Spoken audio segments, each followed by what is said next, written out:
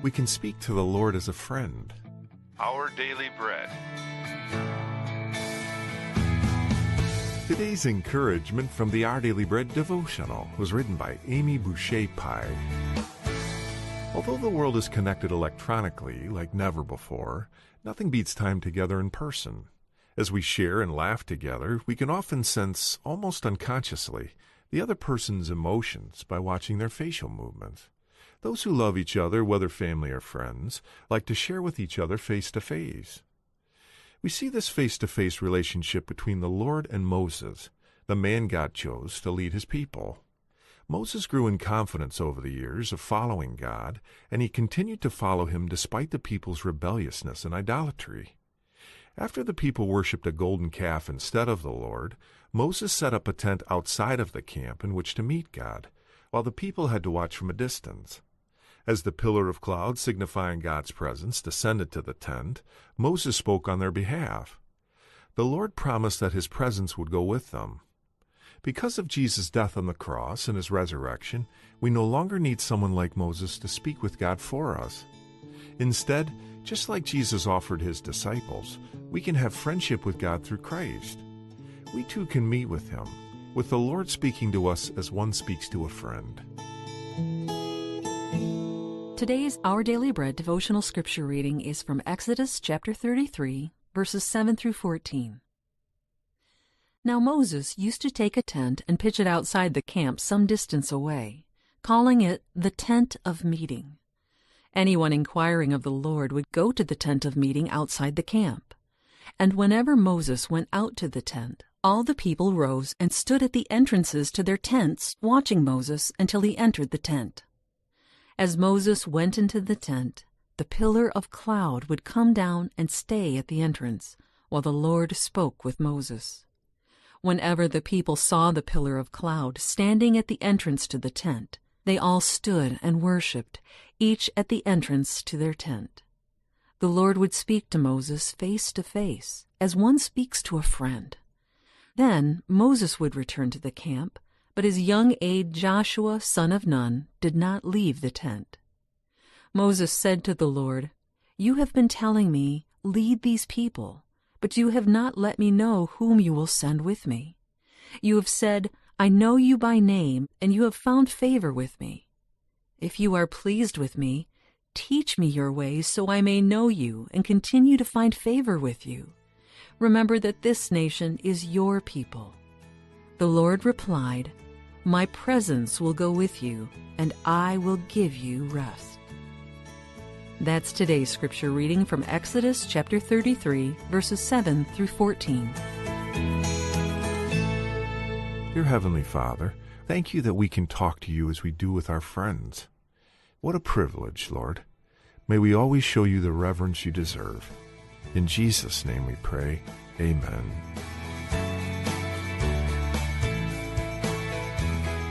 Today's encouragement was provided by Our Daily Bread Ministries. We can speak to the Lord as a friend. Our Daily Bread. Here we go, all the way, gotta be, rough and tough, Bo diddly, have you heard? Bo diddly, have you heard? We're gonna jump from a big iron bird. Stand up, hook up, shuffle to the door. And you leap right out and count to four. If my main don't open wide, I got a reserve by my side. Here we go, all the way, gotta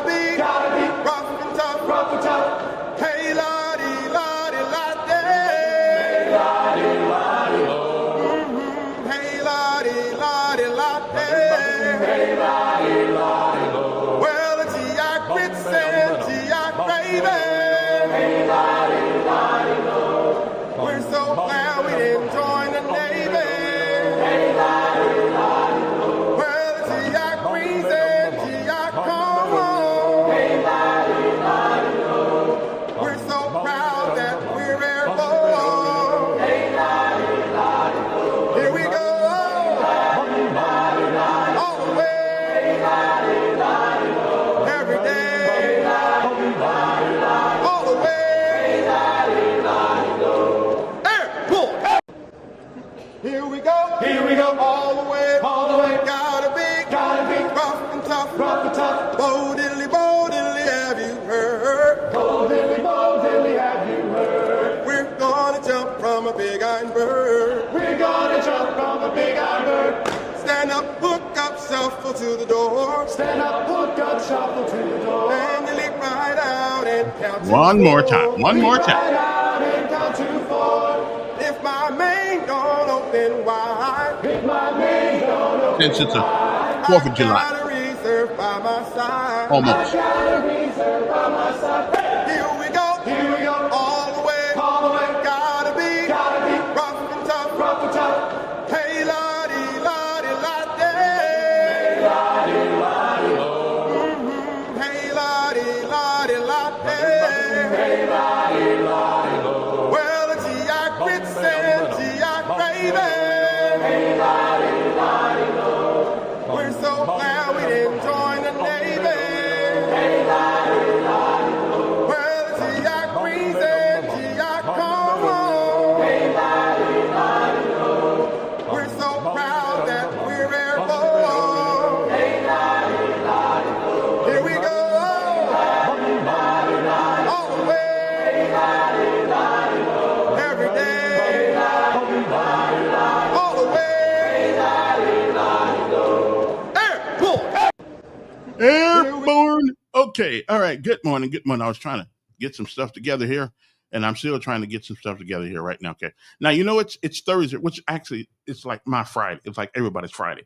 But I do have a little motivating speech for you guys, like I do right Mondays and Fridays. And since this is like a Friday, well, we're gonna do it again right now. Okay. So this is called the power of words, and you'll be surprised the power that words have. They have lots and lots and lots of power. You can either, I think the Bible said that the tongue is the power of life and death.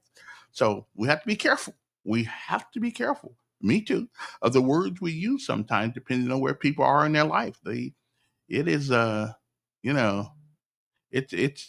just don't know what people are going through, do we? No.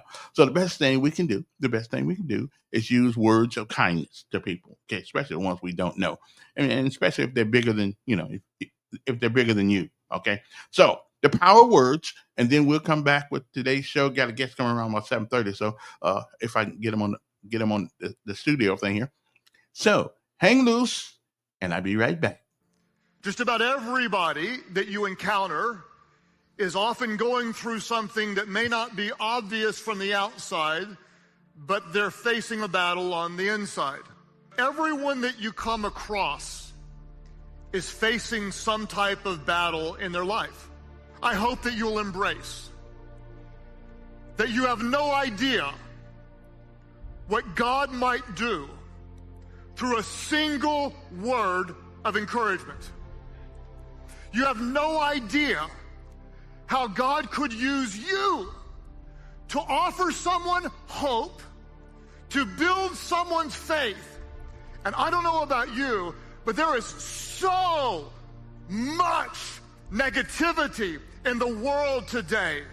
I can't open up my social media feed without being discouraged. I can't read a news app without just being depressed. I can't talk to people with all the heartbreaking news in the world without being disheartened. And so many people in a polarized world can be so incredibly critical, so undeniably hateful. I think it's time that we as believers step in and lift others, bring words of hope, bring words of encouragement, because the words we speak are filled with power.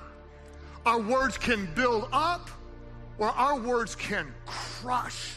In fact, Scripture says in Proverbs 18:21 that the tongue has the power of life and of death. I want my words to build your faith, to strengthen your confidence, to believe that God is for you, that He's with you, that He'll never leave you, He'll never forsake you. He's working in you. If it were up to me, I would encourage you and build your faith, because everyone, you see, is facing a battle that you don't know anything about. The Scripture tells us that life and death is in the power of the tongue. That makes total sense. Because if you'll just take stop for 1 second and look back over your life, I guarantee you that every one of us in this room have got at least one instant in our life where we know we have seen the power of the tongue produce death. Death to relationships, death to jobs. How many people you know have been fired because of their mouth? How many marriages have been destroyed because of mouths, because of the tongue? So let's use our words to benefit us. Let's use our words to make the world around us better. Let's use our words to make our relationships better. Let's use our words to bring life to our marriage, life to our kids, life to our jobs, life to our minds, life to our families. Speak words that edify, speak words that build up, speak words that embrace, speak words that forgive, speak words that love, speak words that heal.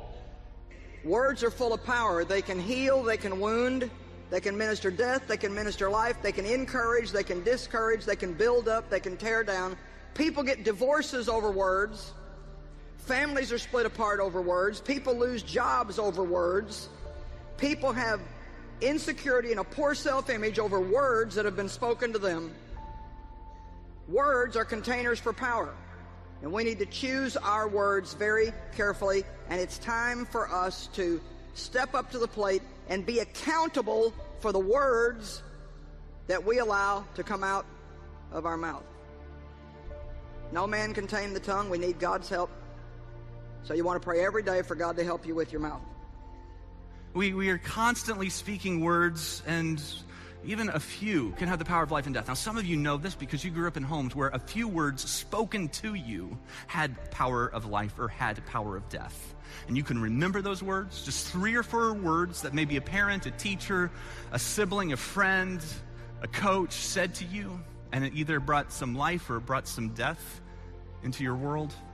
One of the best things you can do for your relationships, if you're married, if you have children, if you're a leader or an influencer at work, if you have someone in your small group, is to bless them with words of encouragement. Set the blessing free. You encourage what you want to see, and you typically see more of it. If it were up to me, I would be so encouraging. If you think something good, say it. If you think something good, say it. In a world full of so much criticism, so much hatred, so much disappointment, so much negativity, as people of the light, we'll lift up others around us. So Genesis 1, the Bible tells us the earth was formless, it was empty, or it was void. And it says that darkness was over the surface of the deep. So there was just nothing. There was nothing. And then verse 3, here's what we read. And God said. Maybe your translation says, and God spoke. So God speaks into the nothingness. He speaks into the darkness, and he says, let there be light, and there was light. And so at the very beginning of time, God creates the universe, but how does he do it? What tool does he use? He uses words. He speaks the universe into existence. God says, and it is. And we see this throughout the creation account. God said, and it happened. He speaks it. And so God uses words to bring about life and light. God uses words to build up, to create. He speaks into darkness, and he says light, and lights come on. And so we see from the beginning the power of words, that words are the tool that God uses. Flip over a couple chapters, Genesis 3. And in this passage, we see that words have the power of death. And so this is the passage of Scripture where sin enters into the world.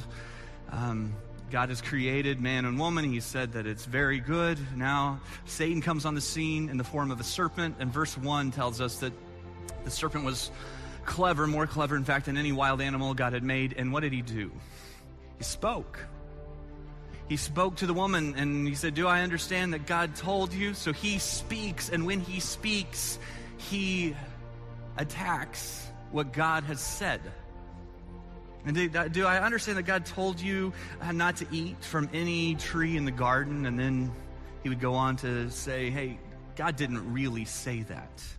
And so what does the enemy use? The enemy uses words to bring death to where there was life and to bring darkness to where there was light. Now here's what's interesting, of course, is that the serpent's words were not true, but that didn't keep his words from having power, right? Like the moment Adam and Eve speak the words in their own hearts, the moment they believe those words, they give life to them. They empower them. So God speaks, the serpent speaks, and we just see from the beginning there's the power of life, there's the power of death. God speaks and he creates and he builds and he blesses. The enemy speaks and he tempts and he accuses, he deceives, he destroys. It's hardwired into the universe, the power of words. Am I speaking life, or am I speaking death into the world around me? You know, it's so amazing, the power of this tongue. In James chapter 3, he illustrates it this way. In verse 3, he says, when you put bits into the mouth of horses to make them obey, you can turn the whole animal. He goes, or take ships as an example. Though they're large and driven by strong winds, they're steered by a very small rudder wherever the pilot wants to go. Likewise, the tongue is a small part of the body, but it makes great boasts. Consider what a great forest is set on fire by a small spark. The tongue also is a fire, a world of evil among the parts of the body. It corrupts the whole person. It sets the whole course of his life on fire, and is itself set on fire by hell. My tongue right now could be set on fire by hell. What does he mean by that? That Satan himself could influence what I have to say. The words coming out of his mouth could come straight from hell itself. And any time I use this mouth to tear someone down, guess who's in control of my tongue at that minute? Hell. Anytime I use this mouth to do anything but bring glory to God, who's using this? When I'm bringing glory to myself, who's using this? It's Satan. He's got control of it. You and I, we have the ability to have our tongue set on fire by hell, to say things that will actually pull people away from God. It's a dangerous thing. That's what this passage is about. It's like, do you know how powerful you are? And in verse 9, he says, and with this tongue we praise our Lord and Father, and with it we curse men who've been made in God's likeness. And what this verse says is, can't praise God with your mouth and also curse men, and then he says, who have been made in the likeness of God. And what this passage is saying is, do I ever have a right to curse anyone that was made in the image of God? And I don't want God seeing me on this earth cursing someone that he loves. It's about love. You don't have a right to hate anyone that God created and use this mouth to curse anyone that God wants saved. I mean, really, the heart of God is Romans 5:8, of that while we were sinners, that God demonstrated his love for us and Christ died for us. Not because we were so lovable, but he looks down and goes, wow, these people are rebelling against me, but I love them, and I love them so much that I'm going to pursue them. It's not about God looking down and going, man, look at them rebel against me, I'm going to curse them. No, instead, I'm going to send my son down and show love to them and save them. And in the same way, as a reflection of Jesus Christ, I'm supposed to look at those who are antagonistic toward God and love them and pursue them and save them and pray for them, but not curse them.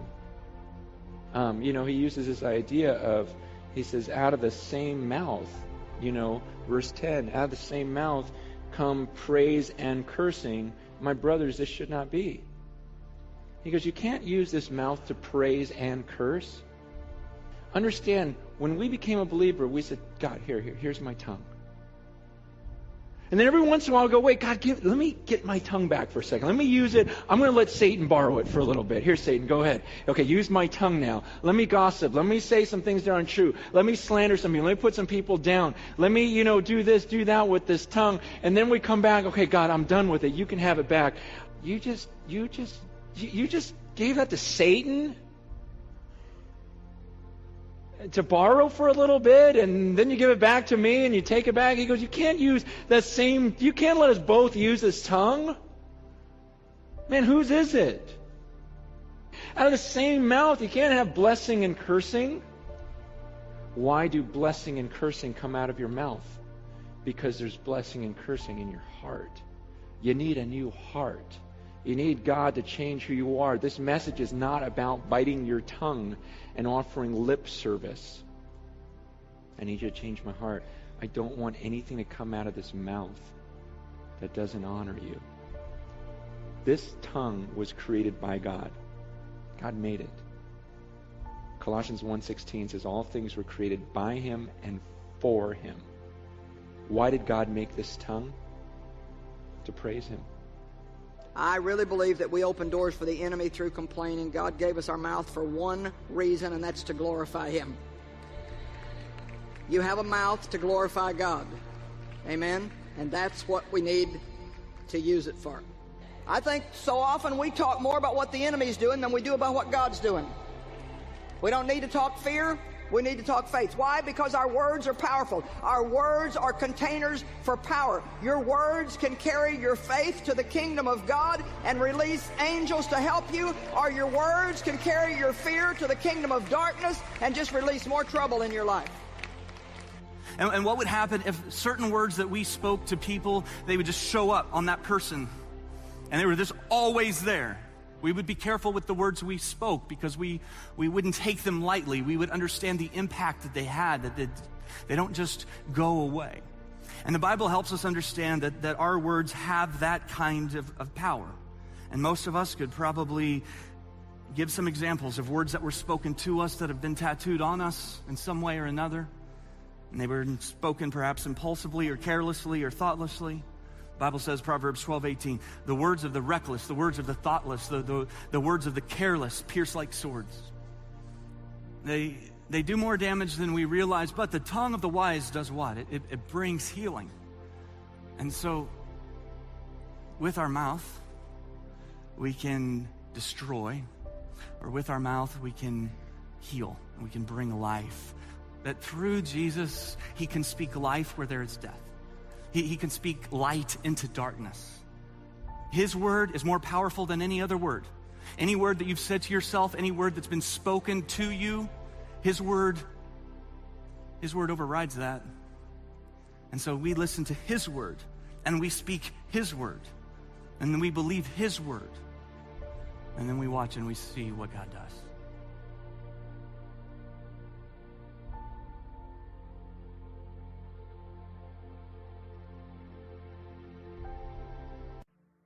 Just about everybody that you encounter is often going through something that may not be obvious from the outside, but they're facing a battle on the inside. Everyone. Okay, I got you. That's good. Yeah, I got you. Anyway, I love that. I can listen to that at least twice a week, because somewhere in that week, I probably have said something that I shouldn't have said to somebody somewhere. But like he said, the tongue has the power of life and death. So, and when you're on radio, it's kind of hard not to tick somebody off or say something that you probably shouldn't say. But however, I'm working on it. We doing pretty good. Okay. Anyway, good morning, everybody. It is the day before the 4th of July. It is a day that starting tomorrow. I was on Hagler show yesterday, right? And we were talking about the holidays that the president wants to do away with so many holidays, which I think we probably got a couple too many holidays. We need to be working, making money, are not costing my business money, because sometimes everybody gets paid for holidays, right? Yeah. So, but anyway, and he said, somebody called and said, well, it's a white holiday. Okay, let me just square this away right quick. Now, it is true. It is absolutely true. I mean, it is what it is. That it was the white guys came up with it. But however, it is to the benefit of all of us, even us colored people, that we still live in the greatest country on earth.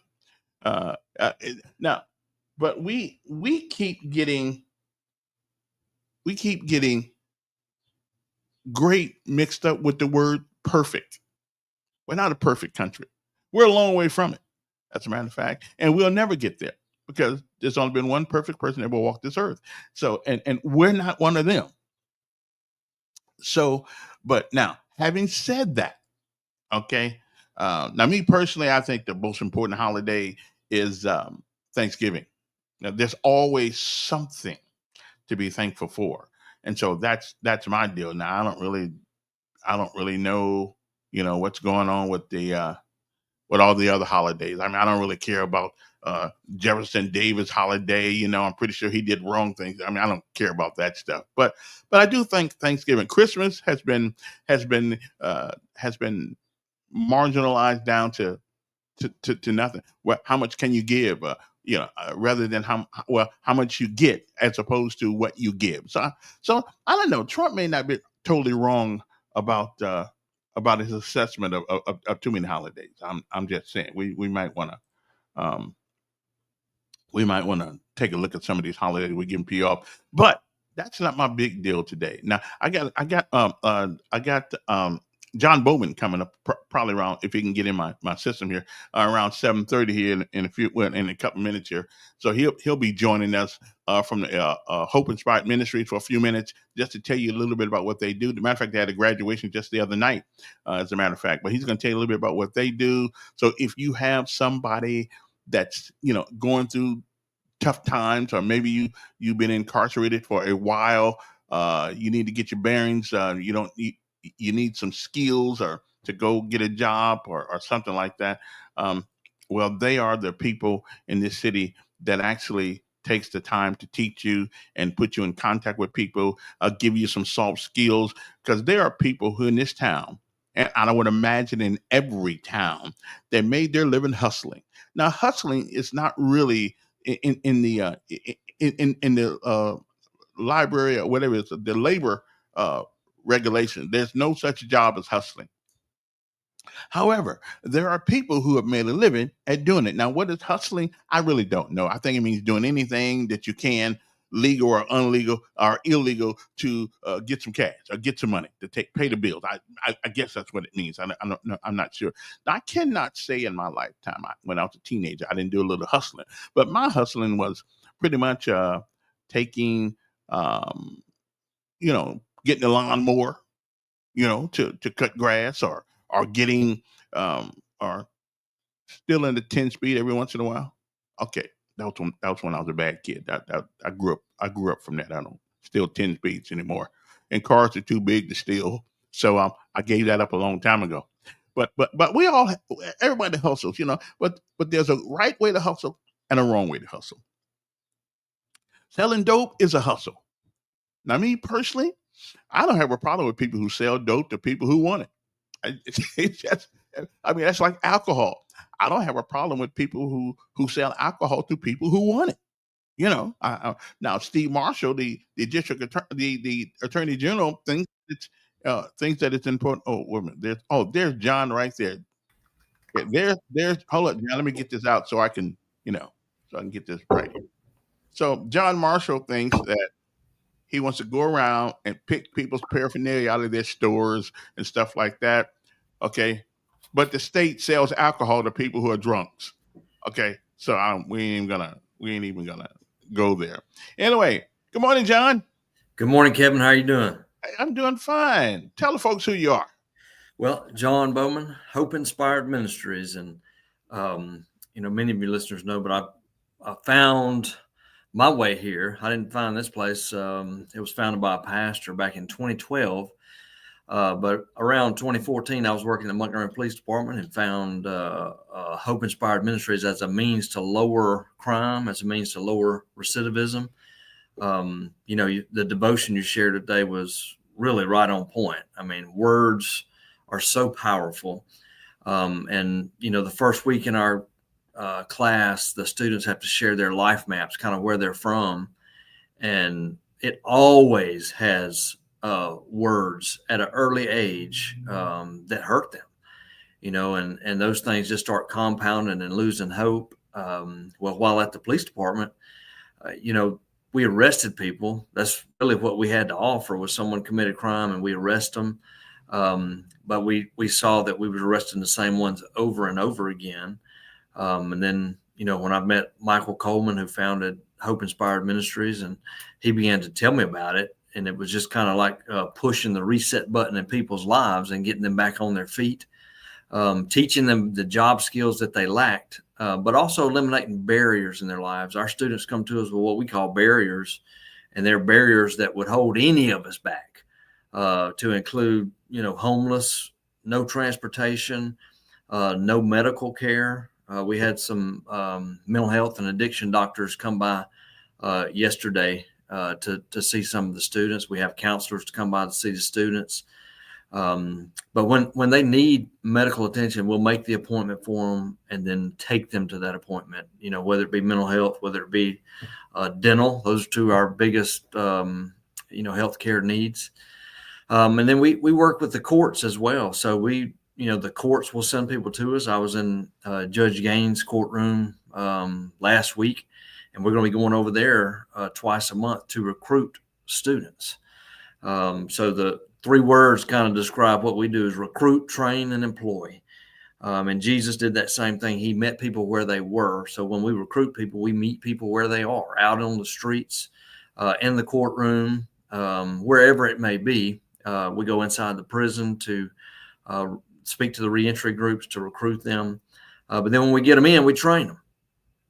And then, after we train them and work through all of their individual needs, like identification and transportation and things like that, then we send them out and employ them. And you mentioned graduation this past Tuesday night at Better Covenant Ministries, one of our church partners. And we had individuals to leave and go to work at Lear Corporation.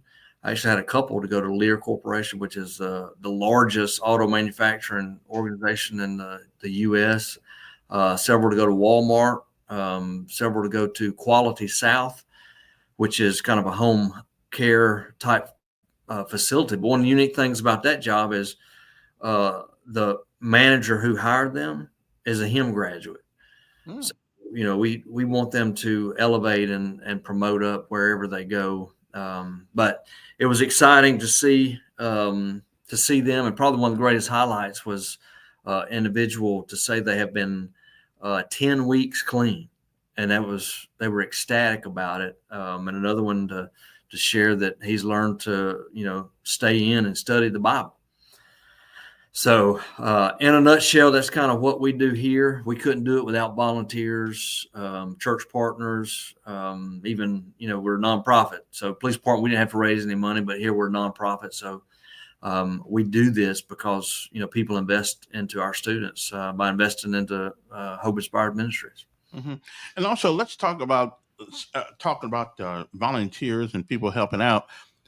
You can use, if you have a story, let's say if you have everybody's been through something like this thing, this devotion I just played.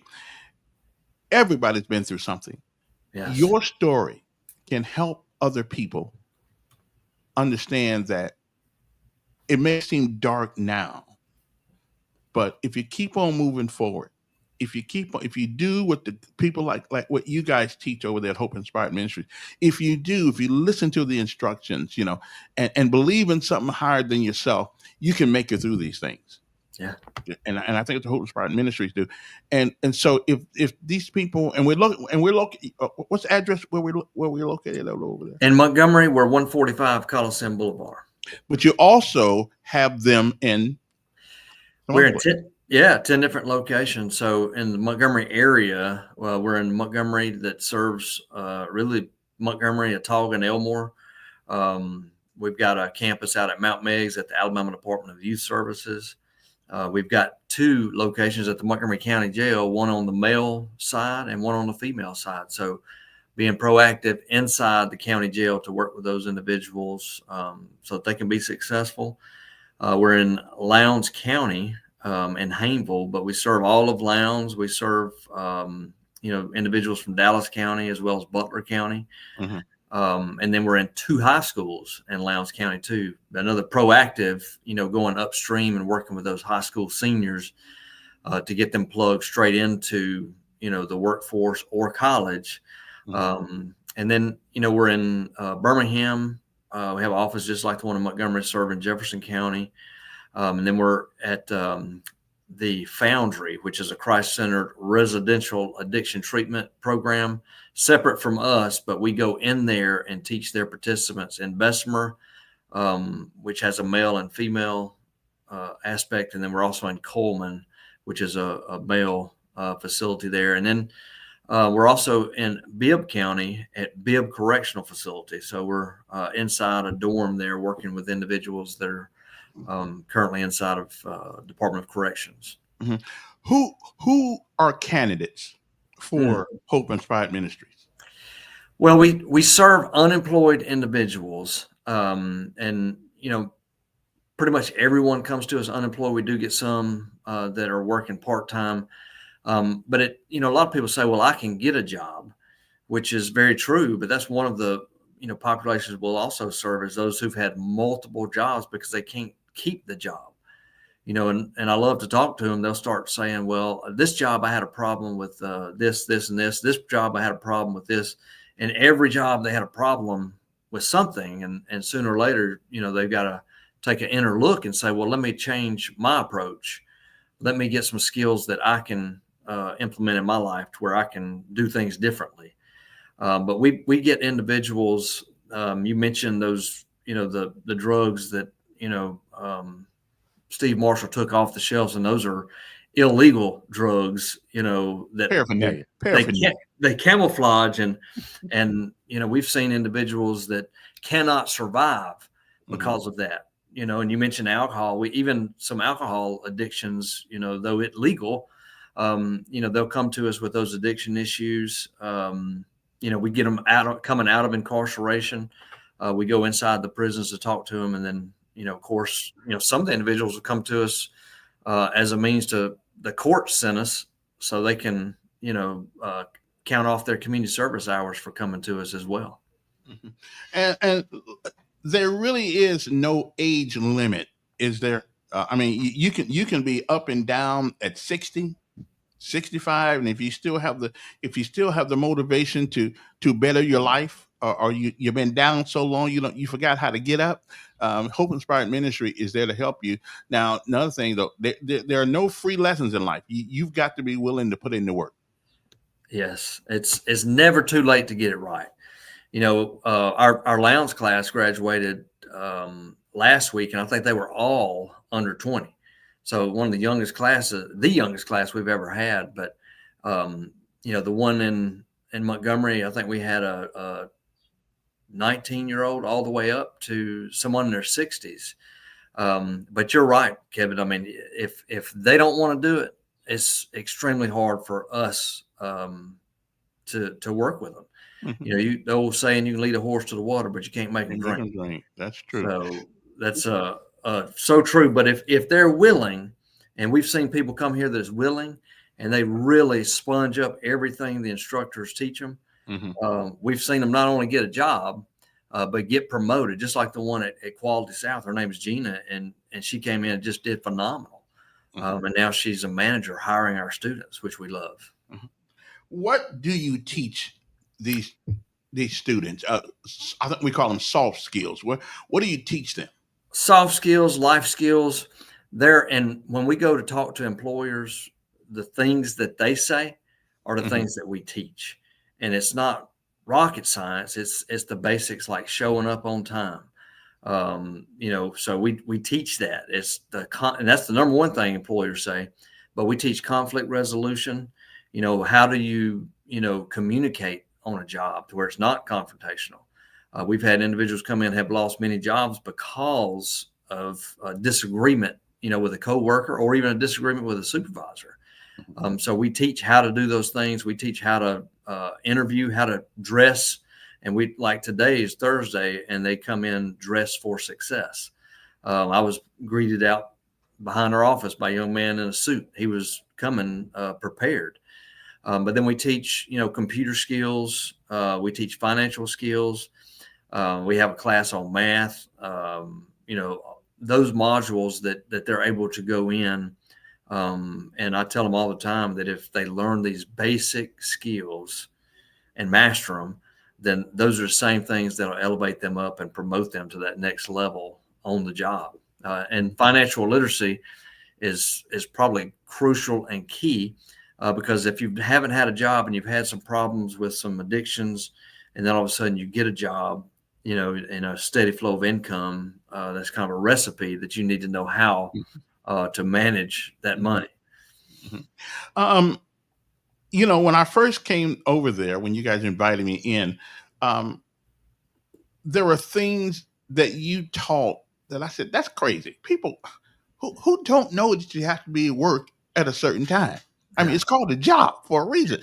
But there are people, due to no fault of their own, their circumstances, whatever the case may be, there are people who, and I said, hustle. They've never really had to meet the man at the door. And that's a whole new world for them. Oh, you can't get up at 9 o'clock and you're supposed to be at work at 7, but you didn't feel like getting up till 9. There are people who do not have those skills or that training. Mm-hmm.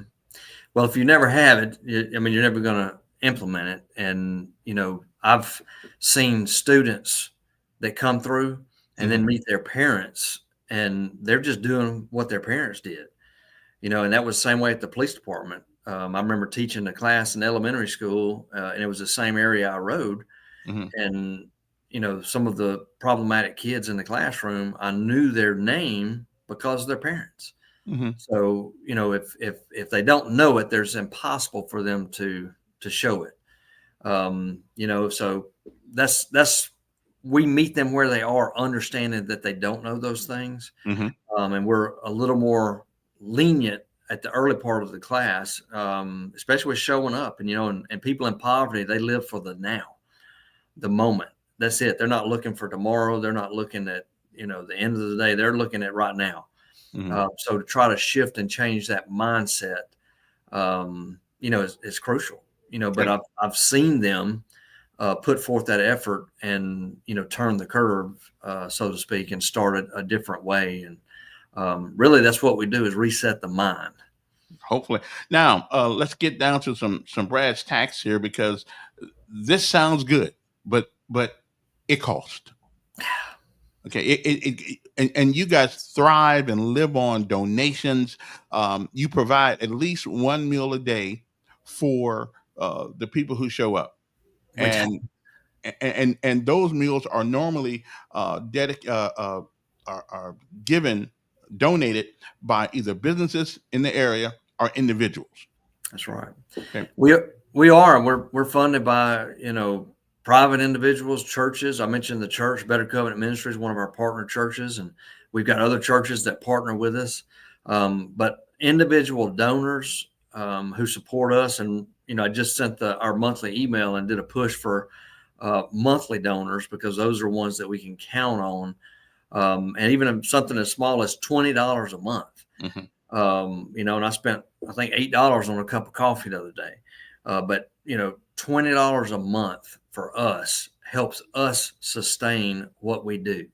I love working with the students. Unfortunately, most of the time my part is in raising money so that we can continue to do those things. So we can't do it without them, and would love for them to, anyone to join on. And we just had a grant that we were using for several years to come to an end. And so it's an opportunity for others to invest into what we do. And I myself invest, and God will guarantee you double your investment in your own life. And you mentioned the lunch providers.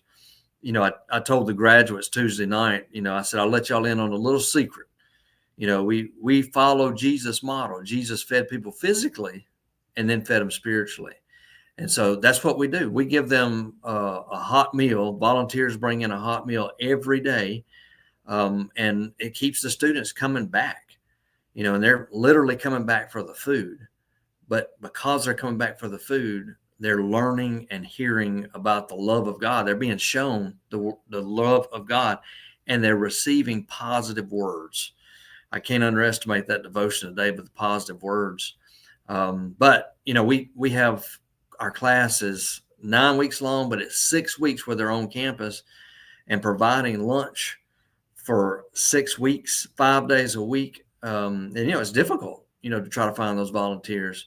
But if you do it, I promise you'll have a blessing. Even if you come by and eat lunch with them, you'll be blessed. But that's a huge cost within itself. But even you, Kevin, you bring lunch to us. I think you've done it about once a class, but the students really appreciate that and love that. Even when you come in to speak, Kevin, it means a lot to them.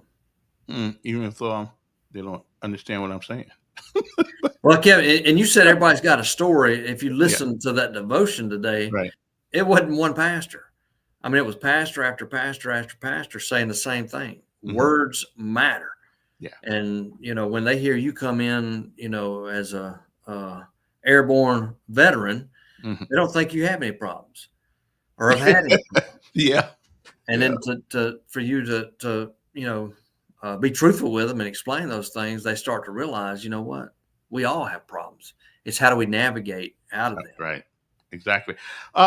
What's the number? Anybody who wants to volunteer, and I'll make sure I put it out a few more times, but they want to volunteer or at least provide a meal. If you can only do it once, that's fine. But help us out here. What's the number they can reach you at? Yeah, it's 334-649-4330. 334-649-4330. Or you can go to our website at hopeinspiredministries.org, and you can sign up to, be a donor, a volunteer, or you can even sign up to come to our class, all online. Yeah, all online. And another thing, again, if you they take donations. Money is always needed. I mean, we'll take some clothes, but at the moment we got plenty of clothes. But we do always need money. The kids, the folks, they got to eat. They may need transportation. Hope Inspired Ministries provides them with a bus pass if they can't get back and forth. And a lot of them don't have transportation, because transportation means you got to have gas put in it, which means you got to have insurance to put on the car. And so sometimes you just simply get on the bus. Somebody has to pay for all that. I mean, it's not enough to say what we believe. We should. Somebody once said that the sermons that we see say a lot more than what we say. And if you really want to help, I mean, and listen, I know this is Montgomery, Alabama, but we have a mixed crew, not only working there, but also a mixed crew of people who come in. So it just this is probably one of the 2 or 3 nonprofit organizations that I've ran into in Montgomery that actually you can see their work, you can see what they do, and I'm just telling you, it's a metamorphosis often. But again, if you know somebody that really could use the services for Hope Inspired Ministries, or someone that you think can, again, nobody can put in the work for these individuals. These individuals have to be willing to put in the work. It's kind of like basic training. Basic training don't look so hard till you get in there. Okay, my son found that out a couple weeks ago, but you're better when you come out, though, Kevin. You are better when you come out. And another thing, ladies and gentlemen, if you have a story, these people they want to hear something. They want to know that somebody has been through what they've been through. And if you tell them, hey, I've been there, and which means that you don't have to stay there. Okay. And Hope Inspired Ministry gives you the tools, the soft skills to get out there, talk to prospective employers, show up looking good. And if you don't have anything to look good in, that's good. We got something for you. Okay. Yeah. We got something you can wear. If you need to put it, if you don't have anything, we don't provide bedding or anything like that. We just don't have the resources to do that, but we'll do what we can. Well, he'll do what he can to see if we can find you a place. I don't really do much but talk. Well, we do help them find residential facilities to get into, and so they are limited, but we utilize our good friend Friendship Mission. Okay. They're limited, but either way. So that number again, ladies and gentlemen, if you want to get involved, and they need to hear your stories. Okay. Mm-hmm. I mean, you may not think your story means a lot, but when I was over there one day, wasn't really talking about much, but the intent, the attention that they give to you when you give your story, because they need to know that they're not the only people in the whole wide world that have been through something tough. We all have. We all got a story. Some of our stories a little bit more harder than others, but here's the thing about it. Again, sermons that we see mean more than what you talk about. And when they see you come through that door, when they see you provide a meal for them, they know that you care. See, talking about caring is one thing. Yeah. Doing something about it, it's something else. So that number for the folks out there, and I'm going to play this again twice a day. So if you missed the number, you can come back later on and you'll find it. But the number is 334-649-4330. You don't have to talk to John. John is the executive director, but we had a lot of folks in there that can take your calls, can take your, you can volunteer a meal, or if you can volunteer part of a meal, maybe you can get the drinks or whatever the case may be. If you don't have the money to provide the whole meal, if everybody gives a little, it surely helps a lot. Yeah. And so that's what we want to do. But this is John Bowman, who is the executive director of Hope Inspired Ministry. If you know someone, that needs some help, that can't figure it out, don't know, like the old movie say, which way is up. Well, Hope Inspired Ministries will show you which way is up. That's right. I'm just telling you. John, it's always good to talk to you. Don't want to keep it. Yeah. And again, that number again is 334-649-4330. And if you need me to use my enormous influence out there to talk to people, let me know. Well, if they call up here and say they spoke to Kevin, I want to meet them. Yeah, I know what you mean. Anyway, John Bowman, who's executive director of Hope Inspired Ministries, an organization in this town, right here in Montgomery, we are blessed to have, because without them, they have changed the lives of so many people.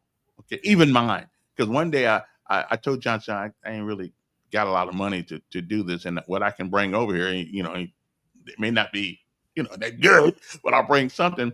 But he told me something. He said, you'll get more out of this than they will. Yeah.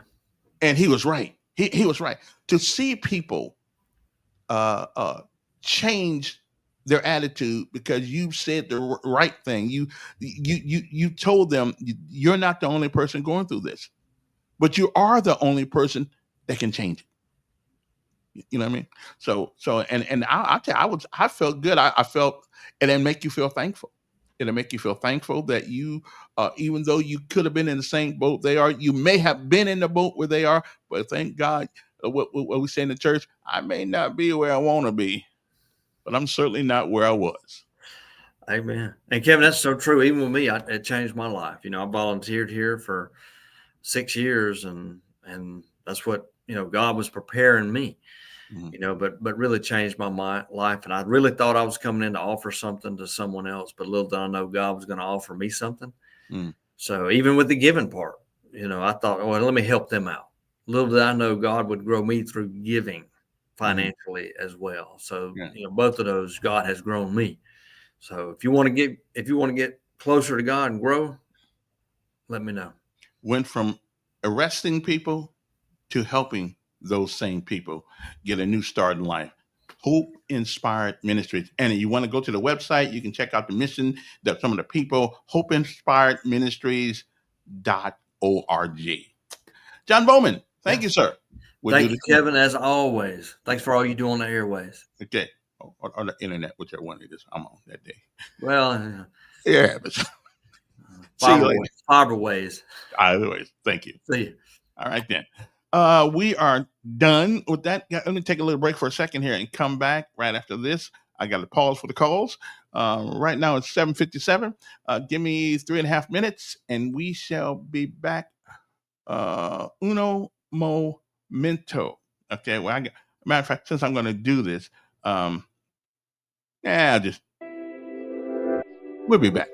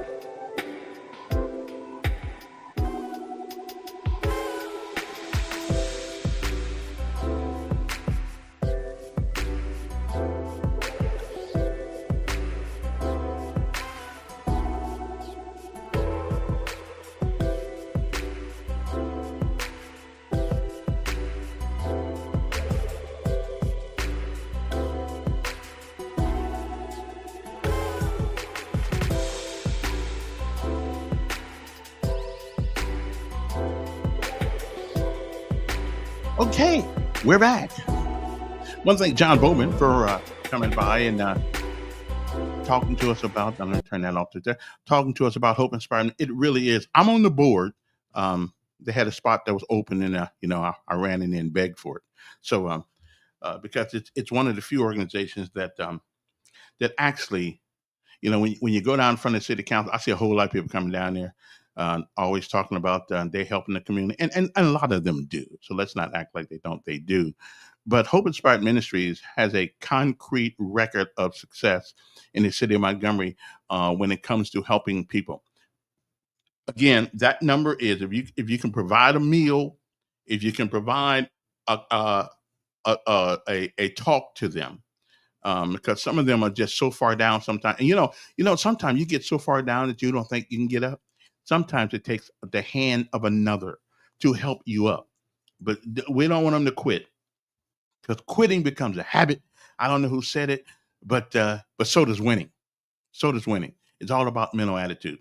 Okay, so that number again is 334-649-4330. 649-4330. is the number to Hope Inspired Ministry. Please, if you can't talk, if you don't feel like talking, but if you can provide them, if you can provide a meal to help them, that would be absolutely wonderful for you guys to do. Okay. So moving right along. Let me see here. What else we're gonna do? Oh, okay. Now my thing for the day. Now this is my thing for the day, and I know somebody's gonna be on my case about this. But so last night, the other day, I'm seeing that there's a new program for the state of Alabama. If you happen to be a state employee, you get time off. You get time off because you decide to have a baby. Yeah, you get a bunch of weeks off, as a matter of fact. And they even give you time off if you want to adopt a child. Now, you didn't have to have them, but if you're going to adopt a child, listen, again, I'm not against people, but listen, how about Joe Schmo, who barely making it, okay? Who's barely making it, and he don't get to what a month. I say, state workers can take paid leave for adopting a child, or if they have a miscarriage. Okay, whatever. Representative Jenny Shaver of Leesburg sponsored the bill to the House. She also hopes it will make Alabama more competitive when recruiting teachers. What's your profession got to do with getting free time off? The state, who were offering this as an advantage over being able to offer the benefits, she said, which is very attractive to need teachers straight out. What that got to do? I mean, if you know you're going to be a teacher, nothing wrong with having kids, because that's what somebody had me. I'm good. But do we really? I mean, why should people be paid just because they decide to have a baby? I just find that, I mean, and then every year, why is it every year we want more holidays, we want more pay, we want more this, we want more of that. But why is that? I mean, seriously, if I work for the car wash and I have a baby, they don't pay me. Okay, I'm just saying. Okay, she says, the governor says, I know that there are a couple that are being introduced today, said William Tunnell with the Alabama Education Association, and because the law went into effect today, they'll be able to take advantage of this. For some, paid parental leave doesn't have to come at a better time. The law gives 8 weeks. You get 2 months of pay. 2 months of pay. And when I got laid off at Cumulus, I had a hard time getting unemployment. And I had put something in, matter of fact, I never did get it, actually, to tell you the truth, because they said I filled out the wrong paper or something like that. So I'm just saying, and not only does the mother get 8 weeks of pay, the dad gets some time off too. I mean, what kind of men do we have in these days? Okay. For some, paid parental leave could not come at a better time. The law gives 8 weeks of paid leave for mothers and 2 weeks for fathers. So wait a minute. So dad gets 2 weeks of free pay for his 15-minute contribution. It could have been 5-minute contribution. I'm not exactly sure how long it took, but so we got money to throw away like that. I mean, so 2 weeks for dad. Dad didn't do nothing but provide the 15 minutes of fun. Okay, 5 minutes of fun or 2 minutes of fun, whatever it was. But that's all he did. And he gets 2 weeks of pay off too. No wonder everybody. And then they got all these holidays. No wonder people want to work for the state. Thank God, went out and put me a job in for.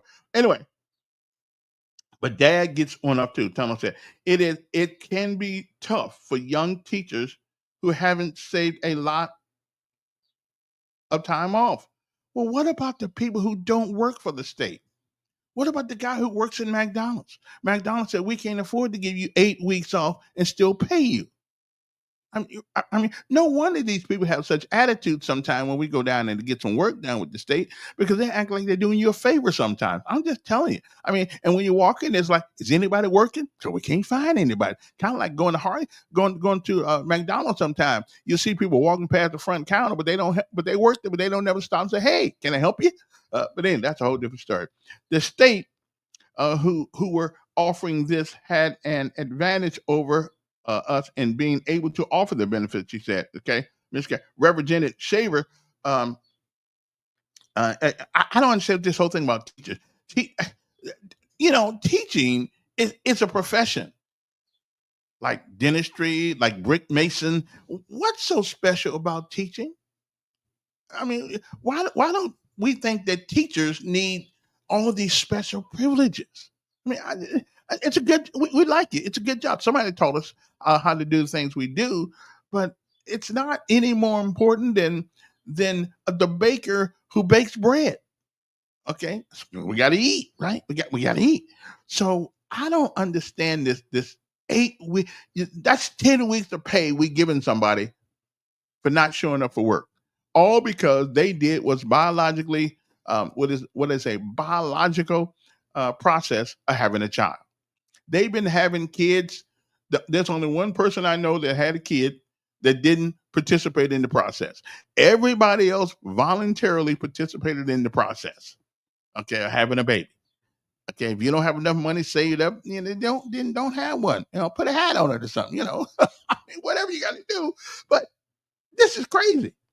Okay, state workers can also take paid leave for adopting a child. So you don't even have to physically have the child. You just have to go get one. Okay, from the adoption agency, and then you get 8 weeks off of that too. Really? I mean, you don't have no postpartum stuff. I mean, you don't have no postpartum stuff after you go adopt a child, do you? I mean, government is just sometimes just too nice. I mean, just too nice. Plan the pregnancy thing during the summertime when you're off. Well, it does take 9 months, don't it? Well, anyway, I just wanted to talk about that. Okay. The states who were offering this had an advantage over us being able to offer this. I want to know any teacher that said the reason why I came to Alabama because they'll give me 8 weeks off if I decide to have a baby. Okay, really, 8 weeks off if I decide to have a child, so I can get that free time off and get a check. Is there anybody that's a teacher out there that the only reason why they want to be a teacher so they can get 8 weeks off, plus they can get because they have a child? I mean, really? I want to hear from them. Yeah, I want to hear from them because I don't believe it. I don't believe that you're not having 8 weeks of free money. Now, what's going to happen? Now, here's what is going to happen. You're probably going to get people to come over here and let me see. Now, if I had a baby every year, I could get 2 weeks of pay off every year, at least 3 years in a row. I don't think anything over 3 is too many. So maybe I could do that. Yeah, that's 2 months of free money. 2 months for doing something that is natural, for doing something that is expected of you, I guess. I mean, we got to put some babies on the earth some kind of way, and with all the transgender thing going around, it's kind of hard to come by them children these days because so I think the men are finally figuring out that you cannot you cannot make babies if two guys or two women. Okay, you can't do that. I mean, so maybe somebody got to have it.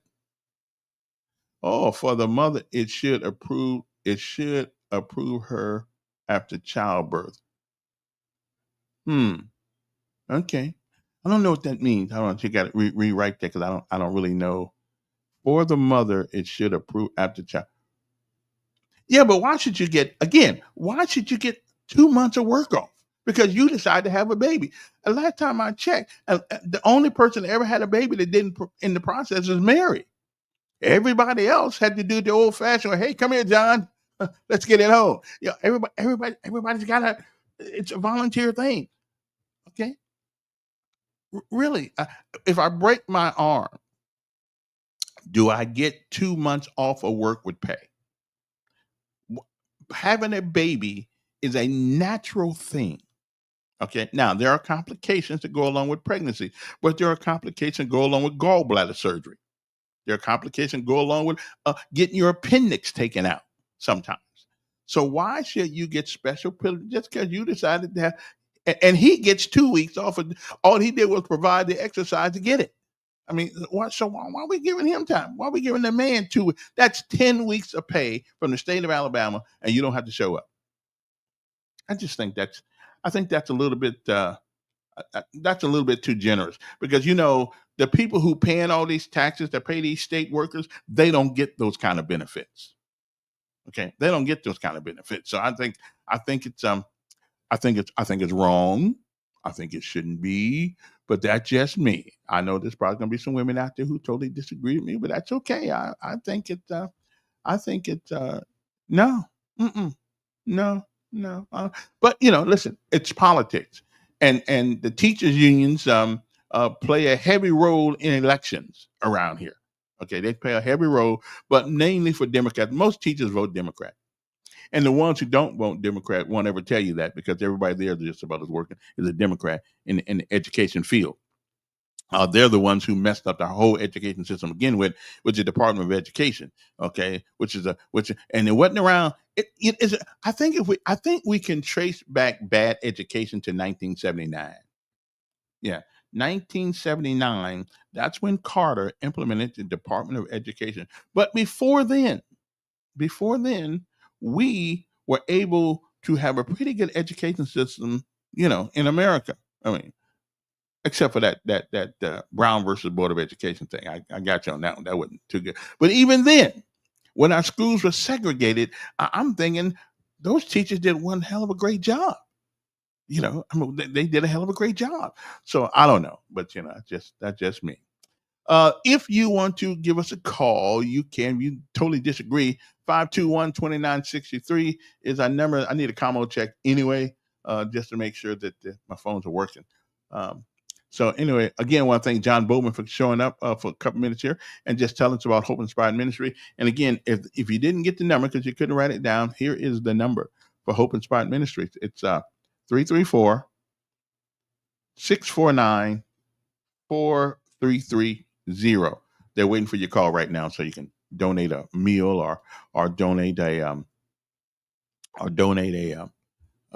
something. They take money too.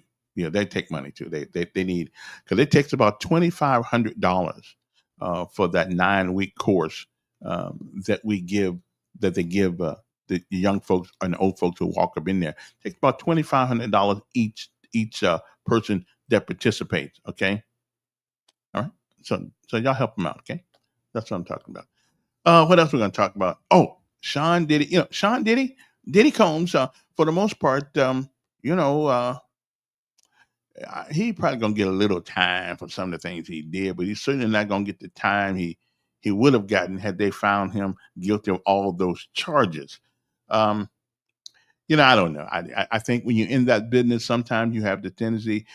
If you got money and you have power, sometimes you think you can do whatever you want to do, and at some point, somebody, and let's just tell the truth and shame the devil.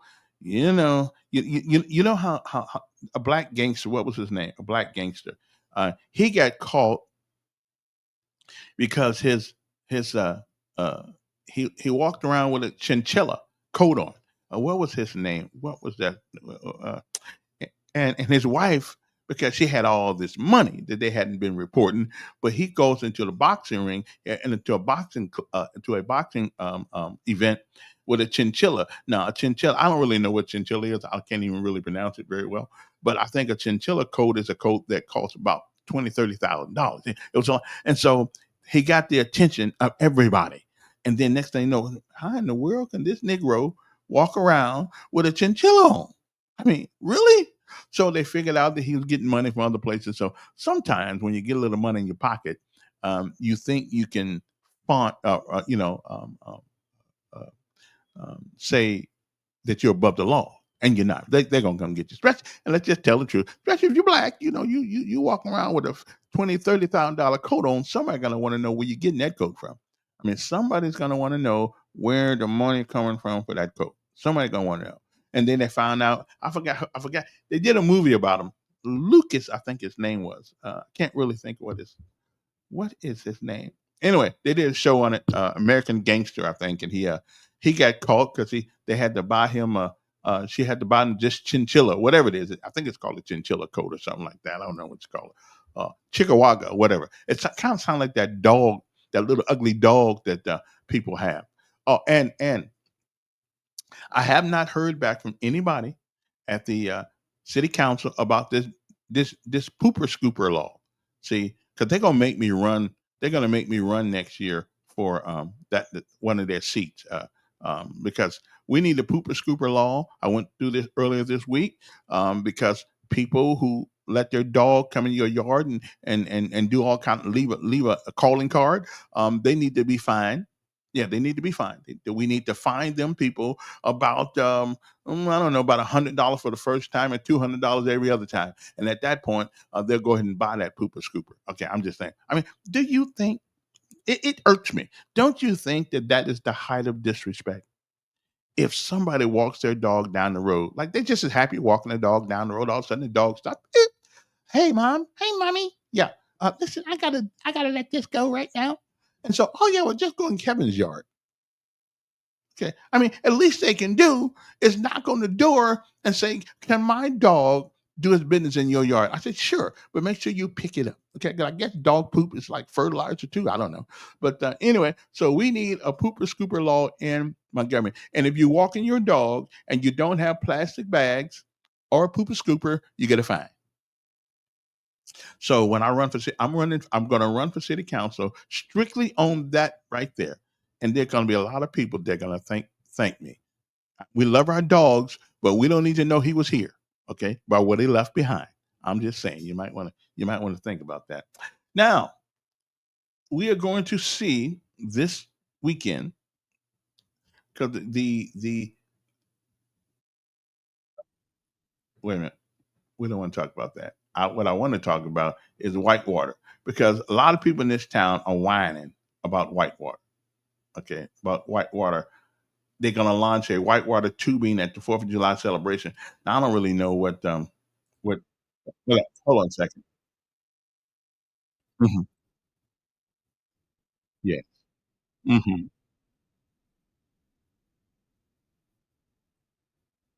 Yeah, definitely now.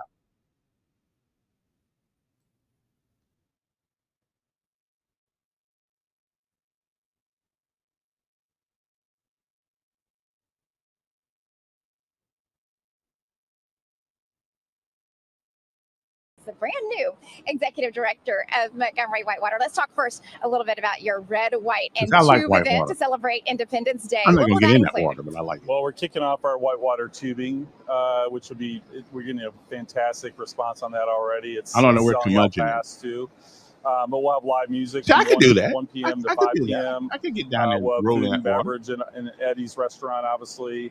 A day of fun and adventure. So, yeah, it's going to be a great day. Yeah, a whole day full of adventure and fun. We do see some of your workers that are already out here doing some whitewater tubing this morning. Explain exactly what is a whitewater tubing. How is it different than what we've already done So here? it's not a lazy river. It's more of an adventure river ride on the tubes, but it's a little more approachable than somebody getting in a kayak. It's not as intimidating as getting in a kayak. Because a tube, you're just gonna sit in it and just ride Oh, the that's wave the down. tube. Oh, now I So understand. it's a little more approachable for Like a tire folks tube. that aren't comfortable getting on a kayak or in a raft. And it's just a lot of fun. You just kind of ride it down, and you may flip.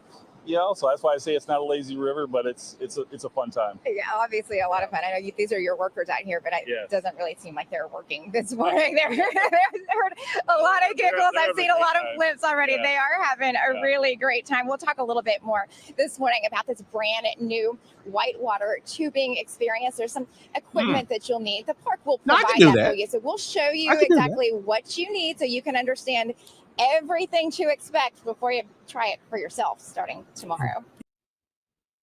Okay. Listen, I could do some tubing. I can handle that. Yeah, I could do that. I could as long as they tie the tube to me. Okay? Because I don't want to have to figure out if I fall off the tube, then y'all be having a conversation that night on the news saying, "Where is Elkins at?" Well, he may be in Mississippi right about now. Yeah, going down the river. I'm just saying, we might want to. So I'm gonna have to go out there, but if they'll tie me to the tube and give me a double, what do you call those jackets that you wear? Double the jackets that you wear to um, um, so you don't drown. I forgot what they call those things. Life preservers. Yeah, then I would. Yeah, I'd go. Yeah, I'd go down there. I may have to go down there this weekend just for the first time because I'm glad we got it. I know there's a lot of whining going. Oh, wait a minute. But listen, now just think about this for a second. Every tourist attraction, just about that we have in Montgomery, Alabama, has something to do with the past. It has something to do with how bad white people were to black people, and they were. There's no doubt about that. But not this current crop of people. And I'm saying anybody that's under 50 years old and under really don't have a lot of complaining to do. I just don't see it. They really don't have a lot. Maybe anybody 55 and under, really, what you complaining about? It means you were born in the 70s when all the hard work had already been done. Okay, all the hard work had already been done. So we've got to stop leaning on the past so much. And I love this whitewater thing because it's the first tourist attraction that we got in Montgomery that has nothing to do with race. Nothing to do with the bad things that other folks did back in the day. Okay, I'm just telling you, it's time. I think we need if we're going to change our attitude about relationships between all of us in this city, then we've got to bring things in that are a little different. You know, that just a little different. The past is a place where you reference. But you don't live there. Okay, you don't live. And we spend too much time in Montgomery, Alabama living in the past.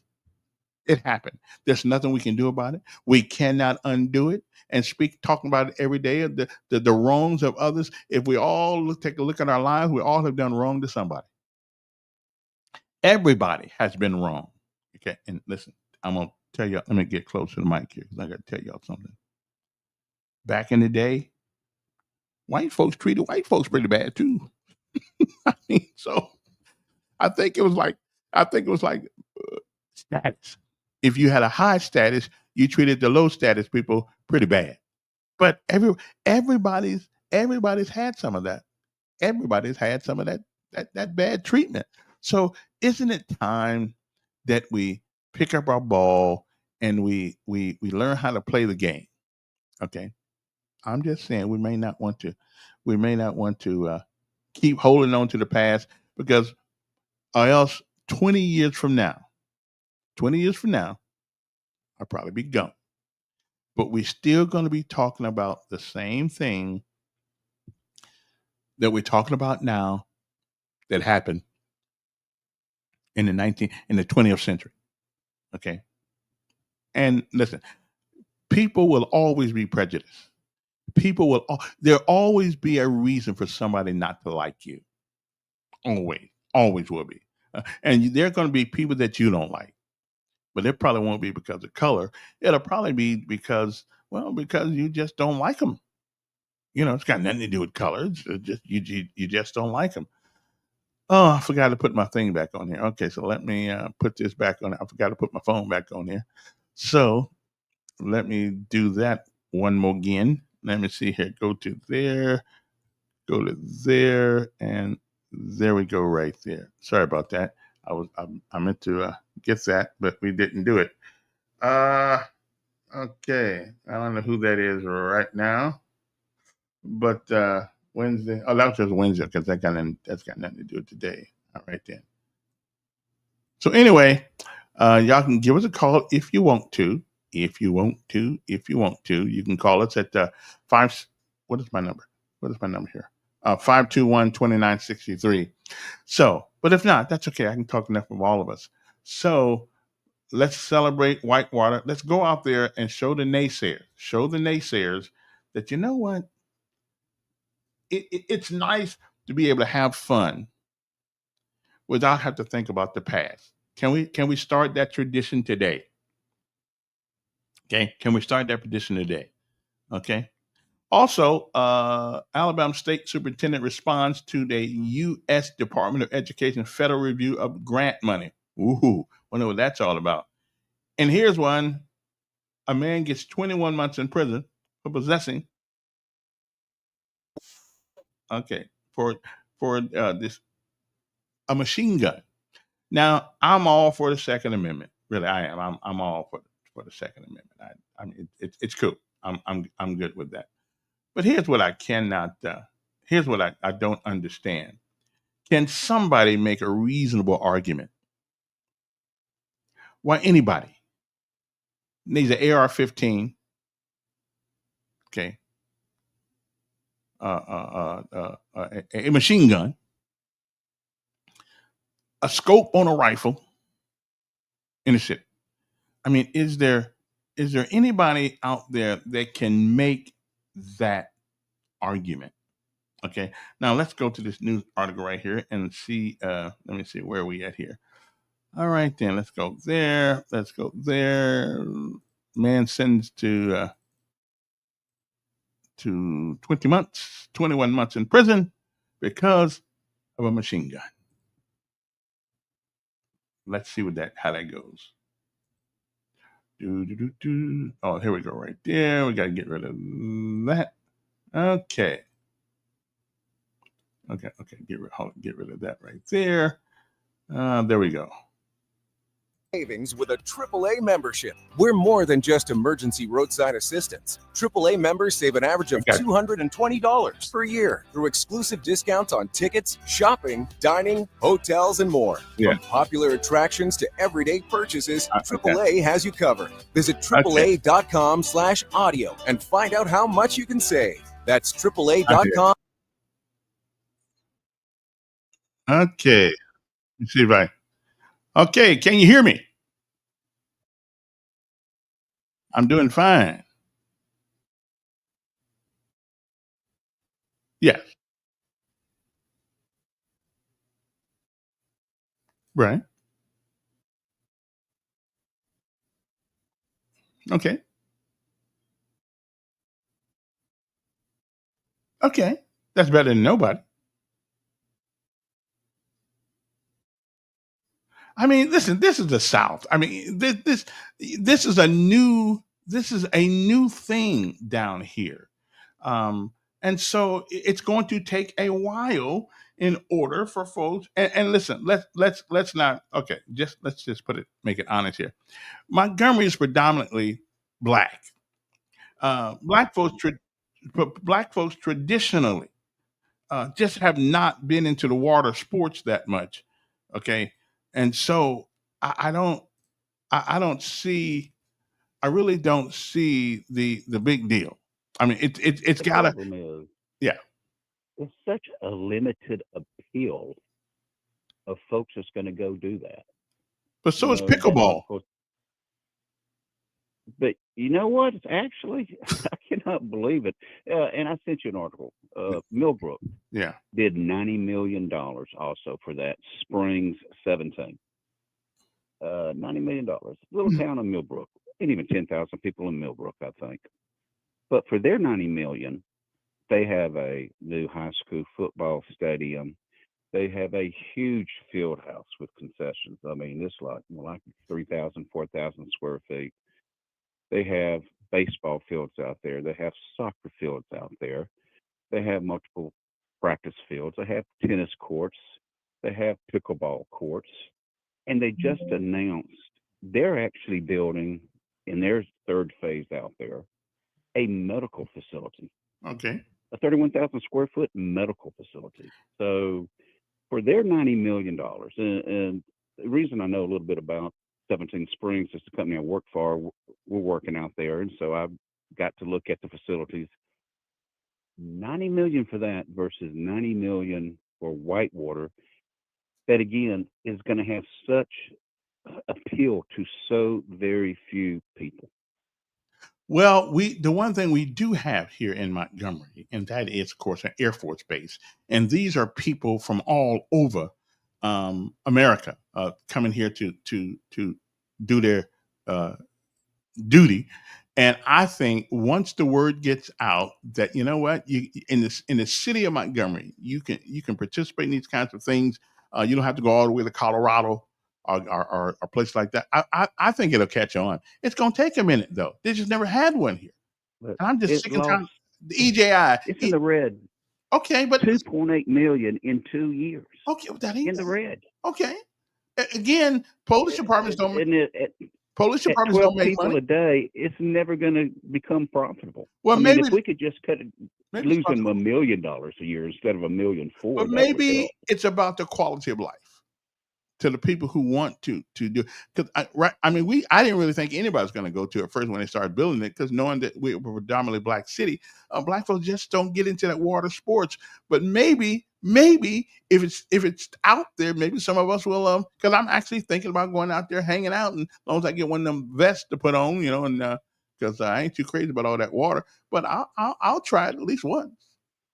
It's just, you know, and again, the article is talking about zip lines and all this other stuff they're going to add. Yeah. Now, zip lines are fairly inexpensive compared to what they've already sunk into it. They can't even put the zip lines in because they don't have enough paid attendants to afford to put the zip lines in. But it's a work in progress. I mean, let me ask you a question. What good is it doing us to only bring people here to go to EJI, and everything around here is about what happened in the past? That won't change. I'm not disagreeing with you. I agree. Our pastor used to say the past is a great place to visit, but it's not a place you want to live in. In Montgomery, Alabama, and our state of Alabama, we live a lot in the past. Absolutely. And so I'm just saying, for $90 million, Montgomery, there was, I believe, when the mayor was on your show one time, and he was talking about, man, if I could have $100 million, the vision that I have for this city for $100 million. Well, 90 million of his $100 million vision just got thrown up a hog's butt, and it's wasted with the Whitewater deal. I mean, if they had made it quasi into a water park, you know, kind of like what they had in Auburn, have Whitewater and have a water park facility, then you'd start drawing a whole lot more kids and the young adults and stuff like that. But they gotta again though. Now listen, if I got any complaint, the complaint is that Montgomery being a predominantly black city, we're just not into. I've been black a long time, and I've never really been into water sports, except when the Army made me jump in the river one time to teach me how to swim. Didn't work out, but I almost went to the bottom. But if we never try something, it'll never happen. But man, that's an expensive thing to try. And let me ask you, how much expense has it been for us to stay squandering in the past? It has cost us relationships. It's probably cost us business, because when you think about Alabama, if you live in Indiana like me, I'm from Washington. The minute you think of Alabama, you think about George Wallace standing in the door of the University of Alabama. That's what you think about. Rosa Parks. Yeah, and Rosa Parks, right. Amazing. And both of those have to do with color and the mistreatment of a people. I agree. So, but again, what do we got for $90 million to show? Well, it ain't going to get better, Kevin. It's not going to get better. I think it will. Okay, I tell you what. If I live to be 100, I'll give you $100 if it gets better. Yeah, you and me both. Hopefully, we'll both hit 100. But I mean, I'm just saying. Again, it's the tale of two cities. Millbrook, with what they did with their $90 million, okay, and what Montgomery did with their $90 million. Right, amazing difference. But listen, if Montgomery gets a cold, Millbrook's gonna catch the flu. Millbrook is basing their expenditure on being in close proximity to Montgomery. If Montgomery was not where it is, Millbrook wouldn't have spent that kind of money. No, I mean.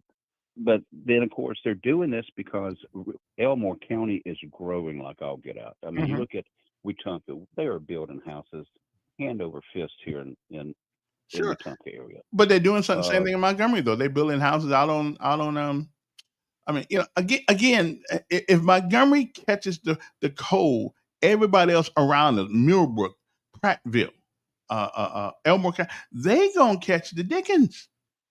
So everything they do.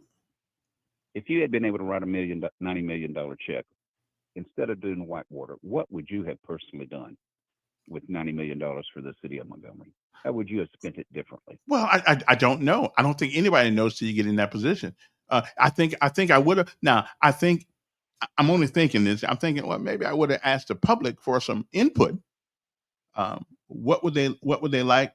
Me personally, I think we need one of the things. I think we need a city-owned recreation center that houses both basketball, football, computer games, and things of that nature. And that wouldn't have cost no $90 million, but it may have. I think we need something like that more than we need probably Whitewater, considering the populace of Montgomery. But I'm just glad we got anything. But looking at slaves on the thing, the people that were hanged, God bless them. I understand it was wrong. But man, to keep reminding me every day when I come downtown what a group of people did in this town, and we can't give the Whitehurst family any money when the police killed their husband, their father and their husband. So I just, I don't know. Yeah, I'm just tired of the race talk. Oh, I agree. Absolutely. Yeah. Every time I cross the river bridge in Elmore County, man, talk about how nice it feels to pull into Elmore County. But you wouldn't have. Hey, you wouldn't have an Elmore County that wasn't in Montgomery. Well, Yeah. it might be a Because- populated. Elmore County has been around for a long, long time. I mean, That's right. And all they had out there was cows and manure. and still got a bunch of cows. Yeah, And exactly. a lot of manure. Yeah, exactly. You have a good Kevin. All right, man. Yeah, exactly. So I'm excited about it. Even if I never I'm going out there over the holiday weekend, but I probably won't get in that water. But if they give me if they give me a life vest and one of them things put on my head, yeah, I'll get in the water. I'll get in the water, and I'll check it out and see what it's like. I ain't too crazy about water. I mean, like when I got on that aircraft carrier, I was on the USS Kitty Hawk, and I didn't think I'd ever have to be brave enough. I was brave enough to jump out of an airplane because, well, two things going to happen when you jump out of an airplane. Either the chute's going to open and you'll land, or the chute won't open and you still land. So you see, that was a simpler issue than the whole water thing. But water, you could come shark bait, and then you be dinner. Okay. And speaking of sharks, now this is the holiday weekend, right? It's everybody's going on vacation, going places and stuff like that, right? Let's talk about sharks for a minute. Can we stop blaming the shark if he bites you? Okay. Keep your butt out of his house and he won't bite you. But like I said early part of the week, if you go home and you open the door and somebody's in your house, you're going to want them to get the H out of there. You want them to get out of there. They've invaded your space and your privacy. When we jump in the ocean, we are invading the space, the living quarters of the shark. So don't be surprised if a shark pulls up beside you and said, "Boy, that looks like dinner." Okay, we have to stop blaming the shark. Like we blame bad weather for knocking for knocking down houses and things of that nature, and some of it's true. But on the other hand, if you put your house right on top of a mountain, and the mountain decides to fall, your house is gone. If you put your house next to the forest, and the forest catches on fire, you're gone. If you put your house on the ocean front, and the ocean side to have a tsunami, well, your house is gone. So there's a price to pay for living in certain places. But let's leave the shark. Get out of the shark was there first. Okay. So this weekend, when I hear about somebody getting bitten by a shark, I'm not going to feel bad at all. Not even a little bit. Okay. I'm not going to feel bad. You have no business going in the water anyway when the sharks are out there. You just need to go do something else. Okay. I mean, how would you like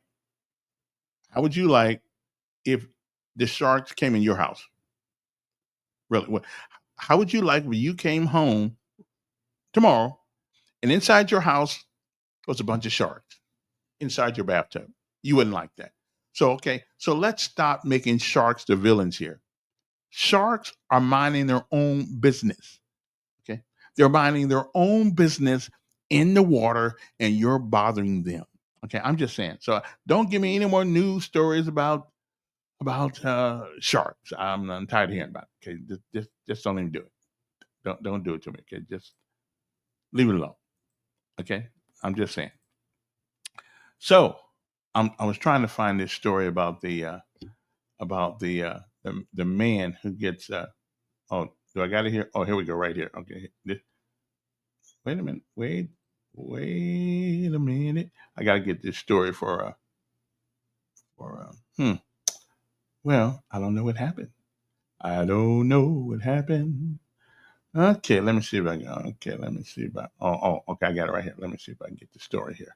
Because Dequarius Dudley, sentenced to 20 months in prison, illegal possession of a Glock switch.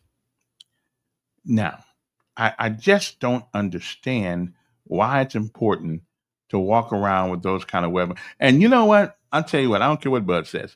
We need some reasonable gun legislation. Okay? We need some reasonable gun legislation because something's wrong with us in America. Okay?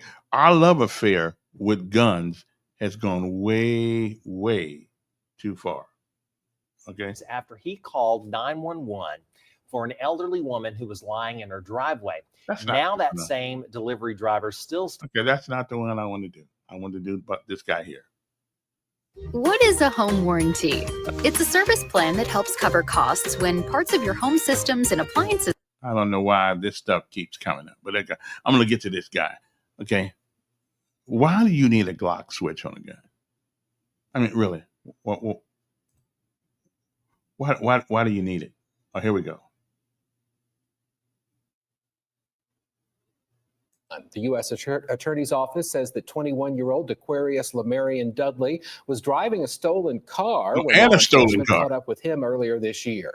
The officers say that he reportedly threw a Glock 17 9mm pistol as he ran from them. That pistol was equipped with an illegal Glock switch, which allowed it to function like a fully automatic weapon. Prosecutors say Dudley admitted to providing similar Glock switches to others. He was sentenced to 20 months behind bars. Also tonight. Okay. Summer's here. Time to discover new. So my thing is that why do what does a 21-year-old need with something like that? I mean, honestly, why do you need that? I mean, really, why do you need it? We need some sort of gun regulations in America. I know we heard all about the Second Amendment and all that stuff, but we need some sort of gun regulation. I mean, this is getting ridiculous now, where it's going where you can't go anywhere without the fear of somebody killing you. I mean, we need with a gun. And something happened last night. I don't know if it's here someplace else. I mean, every day we need, and if a legislator ever wanted to be get elected forever, all you'd have to do, call me back in a minute, caller. All you'd have to do is come up with some reasonable legislation that somehow handles this gun violence in this country. That's true. Okay.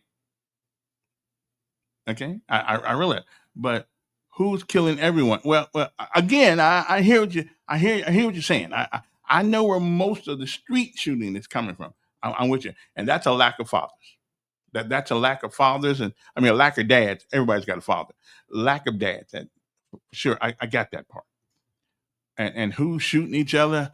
But that doesn't. That's still our founding fathers never planned for every Tom, Dick, and Harry to walk around with a gun, unless they were part of the militia. And back in those days, everybody was part of the militia. If you were 16 years or above, you were part of the militia. Whether you were drafted or not, you became part. But we don't live in those times anymore. We just don't. I mean, I'm almost willing to do what Giuliani did in New York, stop and frisk. You know, seriously, this is getting crazy out here. Okay, okay. Hey, you can call me now. What's the number here? What is the number here? Anybody knows? 521-2963. I can answer the phone now, but I was trying to get some. But we do, and every time this gun stuff come up, there's two things in this state that we can't seem to we can't seem to deal with: a lottery and guns. We it seems that you got to have a big set of cojones to deal with that. One, to give us what we want. Now somebody told me last night that won a lottery, and he made sense. He did make sense in what he said, but I didn't go along with it. Good morning.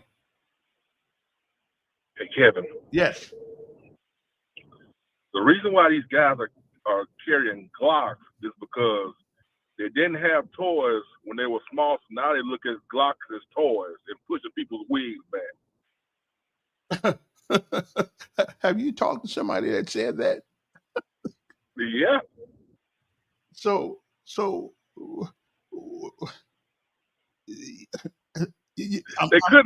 couldn't buy them toy guns when they were little, so they got the big switches for toys now. They're making up for it. Okay, well, I think they've overdone it. To tell you the truth, think about that now. Okay, think about it. Yeah, I'll think about it. That's okay. So we got a bunch of young men who didn't have toys back in the day, and so now they okay, and now they wow, that is an interesting scenario there. So now they just okay. I don't know if that's true or not, but okay. Somebody says we need a Dave and Buster's here. It's a family entertainment place. Yeah, we do need it, Dave. What's Dave and Buster's? What's that anyway? I don't know what that is. Here's something I wanted to know. Listen, can somebody tell me what a twice baked potato is? Every time I go on Hagler Show, the folks down there talk about we get twice baked potatoes. Why do we bake a potato twice? I mean, we can't just cook it one time and make it done. I don't really know what a twice baked potato is. I don't know one thing. Why you need to do it twice? I mean, I don't get that. Why do you need to do the thing twice? I don't get it. But I would imagine. So can somebody tell me what that is? Really? Because I don't know what that is. Okay. So I mean, I guess you put it in the oven, you bake it. I guess you take it out and you let it cool, and then you put it back in there and let it bake it again. I don't really know. I never tasted one. So whatever that is that the kind of potato you put like bacon and sour cream in? I don't know whoever came up with sour cream, but they can have that stuff back. I don't know whoever came up with sour cream. I'm not a sour cream nut. I'm just not. I just can't handle it. Although it does taste good on a chalupa from Taco Bell. But other than that, I don't really know how to eat it. So nobody knows. Come on, somebody tell me what a twice baked potato is. I mean, do black people eat that? I don't know. I've been black a long time. I never ate one. So do black people eat twice baked potatoes? It sounds like it sounds like some foreign thing. You know, it must be one of those northern things. But I hear the guy over at the what's the people that sell the pecans? What's the name of that business? I shouldn't give him a free plug, but I will. What is the name of that business? They sell pecans, and now they're on Mulberry Road. They used to be downtown on McDonough, I think. But he's always talking about Hagler. They talking about twice baked potato. I don't know what it is. I don't know what it is, but somebody can tell me what a twice baked potato. I mean, why bake a potato twice? Somebody call me. Please let me know, because I don't want to sound ignorant, but I am when it comes to certain foods anymore. Even though for a little while I was in food service in the Army, but I haven't messed with food in 30, 42 years, 43 years. I just don't even mess with it. Okay. So Camilla, Mary, Bud, can somebody tell me what a twice baked potato is? What is it? Also, I do not know if they're picking up trash today. According to the city's website, the Mondays and Thursday routes work Monday only. Oh, okay. Tuesday and Friday routes work Tuesday only. And curbside trash is not being scheduled, so nobody's going to pick everything. So you're going to have to wait till next week to get your trash picked up or the kitchen ready. So don't try to fill everything up, okay? Also, if you're going to get shot, one of the best places to get shot, I mean, if you just got to get shot by somebody, one of the best places to do it is at the hospital. And that's what somebody did yesterday, okay? They shot somebody they shot somebody at the hospital. A man was injured after being shot outside Montgomery Hospital Wednesday afternoon. The shooting happened at Baptist Medical Center. I mean, even our hospitals around here, and even are becoming combat zones, and this ain't even combat. Well, of course, it kind of is combat. Okay. Police responded to the area, receiving a report a person was shot. At the scene, officers found a man suffering from a non-life-threatening gunshot wound. He better ask God thank you for that one, and took him to the emergency department. But he was already at the hospital. So if you're going to get shot, why not get shot at the hospital? Because then you get quicker care, I guess. I don't know. But here's something that the government's spending time on. Okay, an Alabama senator. Oh, wait, somebody tell me twice baked potato. Best twice baked potato recipe. But what is it? I mean, I don't want the recipe. I just want to know what it is. Is it something you bake twice? Okay. That's all I want to know. Is it something you make twice? Okay. So that's all I'm asking. Is it something you make twice? I can't. Okay. Somebody said, are you on? Y'all been on for a while, since 7 o'clock. But anyway, so since nobody can tell me what a twice baked potato is, we're gonna move on to my next subject here. Now, I understand we can't get a lottery, and there are a lot of things we can't seem to do. Our legislators just can't seem to do. But here's something. Now, I don't want to read about a twice baked potato. I just want somebody to tell me essentially what it is. Is it a potato that you bake twice? Henceforth, the word twice baked potato. That's all I want to know. Is it something that you I mean, is it something that you just you bake twice? I guess I don't know. But anyway, okay, put that right there. Put that right there. So nobody can tell me, so I'll figure it out later on. I know I can go to Google and all that stuff, but I just want somebody to tell me. So I understand better when folks who eat them tell me exactly what it is. Okay, so I don't know. I don't know what the twice baked potato is. But I get, obviously I have never had one, because if I'd have had one, I'd have known what it is. I really don't know what it is because, well, I just don't. I just want somebody to tell me what it is. Now, but let's get back to this. Our legislators can't seem to come up with some interesting legislation. We can't get a lottery. We can't get marijuana legalized for medical use.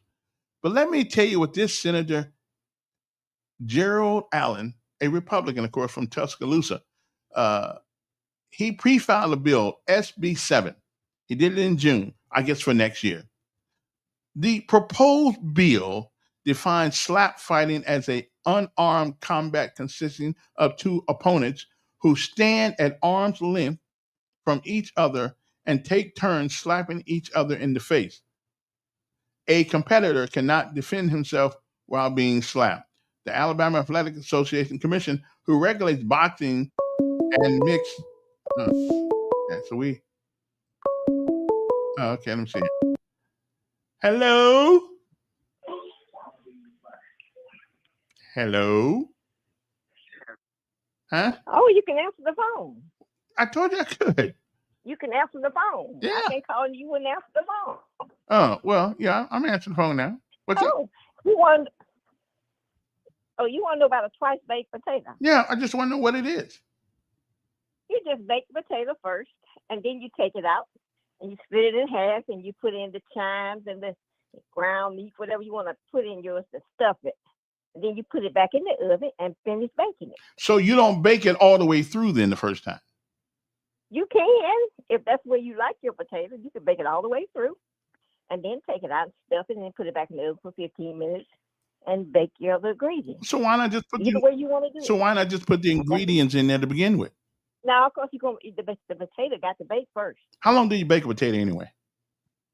Sometimes it'll be an hour. For a potato? Usually the microwave. In the oven. Now the microwave is a little quicker.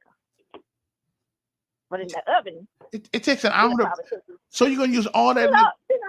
how many you baking now? Yeah. Let's look at the ingredients. I haven't baked one in a while. Okay then. Well, y'all don't cook no more, no way. So I understand. Yeah. Well, we got it like that. Yeah, you do. I feel you. Okay, well, at least you answered my question. So it's a potato that you bake halfway, then you pull it out and you put some stuff in it, then you put it back in the oven and you bake it the rest of the way. Twice. Yep. That's the reason we call it twice. Twice baked potato. Okay, I got you. So why don't we just say half baked potato? Well, 'cause some people may bake it all the way. Okay. I'm just checking. All right. Hey, appreciate it. I didn't know, so now I know. Also, let's get back to this. Senator Gerald Allen wants to put a bill out, pre-file SB 7.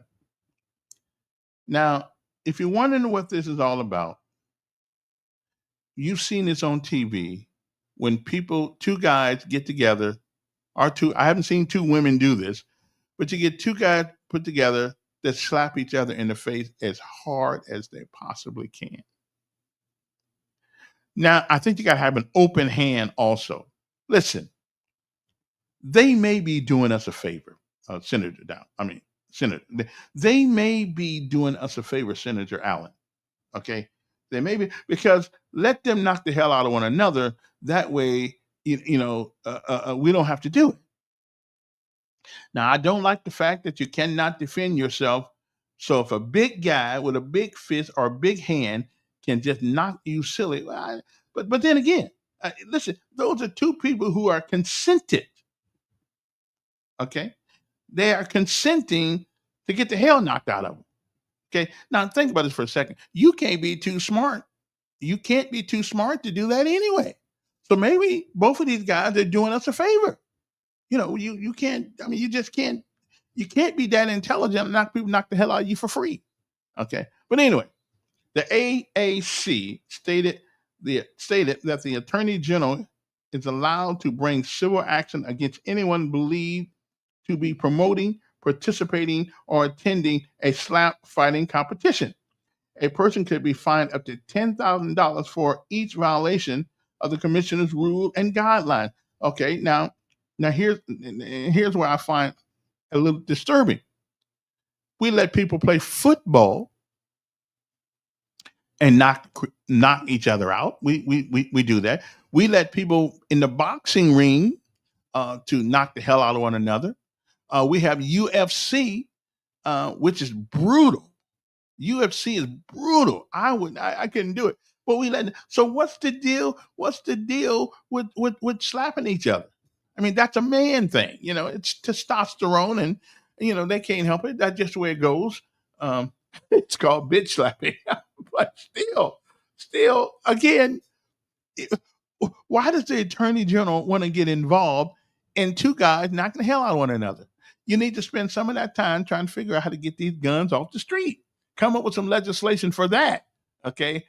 What we need is an Attorney General that has the balls that says we are going to sue somebody because there are just too many guns in America. Okay. There's just too many. There's just too many. Well, there may not be too many. In case the Chinese come over here and try to take us over, we probably need them. But we really don't need people unless you're the police.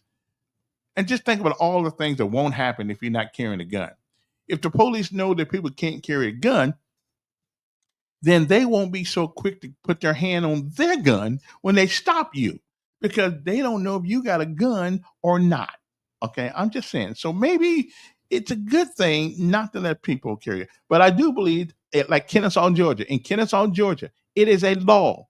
You must have a weapon in your house. There's no option. You must have a weapon in your house. I think that is a great law. I think in your home, yeah, you need one. You need one. Just in case the Chinese do show up one day out of paratroopers and start coming down, and we can take care of them. But yeah, I don't have a problem with Kennesaw's law. Matter of fact, maybe we ought to tell our city councilman we want the same law here. Oh man, it's after 9:00. Man, I gotta go. I didn't know. I got to talking. Okay, so I'm gonna. But anyway, anybody out there think? Yeah, I think there ought to be a law in Montgomery, Alabama, where we tell people that you must have a gun in your house. That way, Joe and Mo won't be thinking so quickly about coming in robbing your house if he don't know whether or not you're gonna kill him or not. I'm just saying it may be a good idea. I'm gonna have to get somebody on Kennesaw on one day so they can tell us how that law is working up there. But I understand in Kennesaw, Georgia, that there's hardly no crime. Okay, I'm just saying that's what they tell me. Anyway, time's up. Gotta go, but I'm just saying have a good 4th of July, and I'll see you guys down at the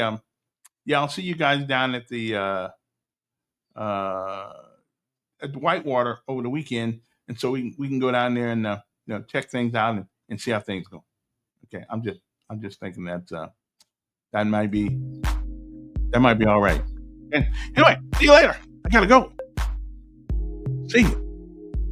But I wouldn't want to be.